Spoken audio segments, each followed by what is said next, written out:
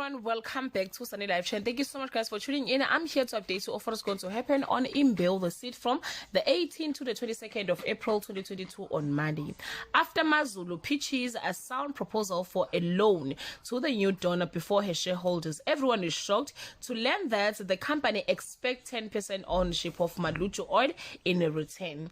A debate ensues on who should give away their shares on Tuesday. Nkululeko makes a move to unseat Mazulu as CEO.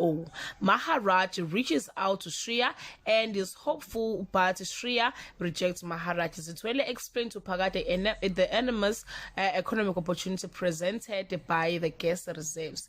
Was Zitwele convinced Phakade on Wednesday? Buhle intends to invite Nkululeko to Ngculosi ceremony, unaware that he has just tried to unseat her mother.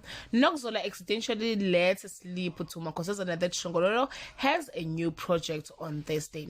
While the family wait for Mazulu, Zitwele and Nkululeko exchange words, and Phakade has to spray a little cold water over their hot heads. Nkululeko adulates his father until Mazulu can no longer bear it. Mandlovu criticized Mazulu for ruining Zimwele's ritual on Friday.